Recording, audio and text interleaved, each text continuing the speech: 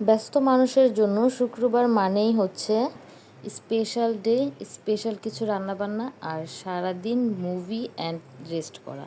আসসালামু আলাইকুম, আপনারা সবাই কেমন আছেন? আপনাদের সবাইকেই জুম্মা মোবারক। তো রাতের বেলা আমি মাথায় একটু তেল দিয়েছিলাম, তো আমার কি একটা অবস্থা, আমি প্রতি বৃহস্পতিবারই মাথায় তেল দিই অ্যান্ড ফ্রাইডে দেন শ্যাম্পু করে ফেলি। আর এখানে হচ্ছে শুক্রবার বলে কথা, এখন আমি হচ্ছে খাসির মাংস রান্না করব। আর বলতে বলতে আমি রান্নাটা বসিয়েও দিয়েছি। আমি আগে থেকেই হচ্ছে মাংসটা ভিজিয়ে রেখেছিলাম। আজ আমি মাংসটা একটু মশলা কষিয়ে দেন তারপরে রান্না করব, কারণ খাসির মাংসতে একটু দুর্গন্ধ আসে। ভালো করে মশলা না কষালে খেতে একটু ভালো লাগবে না। আর গরম পানি করে ভালো করে মাংসটা ধুয়ে মশলা কষিয়ে এখন হচ্ছে আমি মাংসটা দিয়ে দিয়েছি। আর এখানে হচ্ছে জুম্মার নামাজের সময় হয়ে গিয়েছে, তো আমার ছেলেকে রেডি করে দিয়েছি। ওকে কেউ নামাজ পড়তে নিয়ে যেতে চায় না, কারণ ও অনেক বেশি দুষ্টামি করে। আর এখানে হচ্ছে আয়াত রেডি হয়ে যাচ্ছে। তো আজ আরাফ অনেকবারই বলতেছিল যে মা আল্লাহ দিতে যাব, তো আয়াতকে বললাম তোমার সাথে নিয়ে যাও, আজ হয়তো দুষ্টামি করবে না। আর ওর পাপ্পা ফোন করে বলেছে যে আমি আসতেছি, নামাজ পড়ে লাঞ্চ করে আমি দেন আবার অফিসে চলে যাব। আর এখানে হচ্ছে আমি লাভ শেপ বানাচ্ছিলাম, আমার ছেলেটাও বানানোর চেষ্টা করলো। তো এই তো শুনছে যে ভাইয়া ওকে নামাজ পড়তে নিয়ে যাবে, সে তো মহা খুশি, ভাইয়াকে খুব বেশি আদর করতেছে। আর এমনিতে তো দুই ভাইয়ের একটুও বনে না, ওরা সারাদিনই ঝগড়া করতে থাকে এইটা ওইটা নিয়েই। ওদের বয়সের এত ডিফারেন্স, তারপরও ওদের ঝগড়া লেগেই থাকে।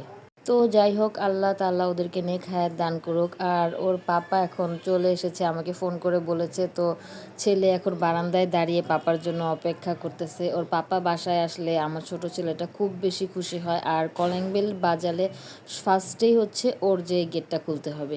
আর এই তো দেখেন যে ওর পাপা আসতেছে, কি অবস্থা, ও কি খুশি, পাপাকে দেখলে অনেক খুশি হয়। সারাদিন তো পাপাকে তেমনভাবে পায় না। আর শুক্র শনিবারটা হচ্ছে আমার হাজব্যান্ড আমাদের সাথে লাঞ্চ করে দেন অফিসে চলে যায়। তো ওরা সবাই নামাজ পড়তে চলে গেল। আর এখানে আমার রান্না বান্না প্রায় শেষ পজিশনে।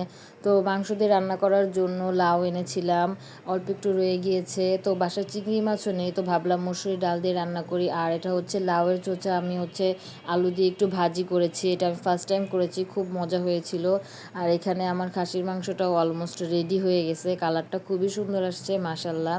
তো নামাজ পড়ে দেন ওরা বাসায় চলে এসেছে। তো বাসায় চলে এসে আমার হাজব্যান্ড এবং আমার বড় ছেলে আমাকে এত বড় বিচারের লিস্ট দিচ্ছে যে ওকে কেন পাঠালে নামাজ পড়তে, ওর জন্য নামাজের এত বেশি ডিস্টার্ব হয়েছে, আমরা ঠিক মতো নামাজই পড়তে পারিনি। নেক্সট টাইমে আর কখনো বলবা না যে ওকে নিয়ে যেতে। তো কি আর করার, আমি ওকে একটু আদর টাদর করতেছিলাম, যে বললাম যে এরকম আর কখনো করো না। তো এখন বিকালে আমরা একটু ন্যাপ নিয়েছি, সবাই ঘুমানোর পরে উঠে আমি দেন ওদের জন্য একটু বিকালের নাস্তা নুডলস রান্না করছি। আমি নুডলস আর আলুটা আগেই থেকে সিদ্ধ করে রেখেছিলাম।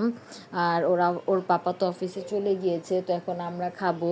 আর কিছুটা আয়াতে টিফিনের জন্য রেখে দিব। তো ওর সকালে আমি উঠে স্কুলে যাই, তো আমি টিফিনের জন্য রেডি করতে পারি না। আর এখন তো শনিবারও ক্লাস হবে, এক্সট্রা ক্লাস হবে, সেটা স্কুল থেকে বলেই দিয়েছে।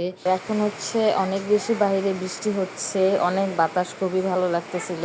এই বৃষ্টিটা দুপুরে হলে অবশ্যই ভিজতাম। তো এই বৃষ্টির মধ্যে ভিজে ভিজে আমার হাজব্যান্ড আবার আমাদের জন্য মুড়ি ভর্তা নিয়ে এসেছে। আমাদের এখানে মুড়ি ভর্তাটা খুবই মজা। তো আপনাদের সাথে দেখা হবে নেক্সট কোনো ভিডিওতে, তত পর্যন্ত ভালো থাকবেন, সুস্থ থাকবেন, আল্লাহ হাফেজ।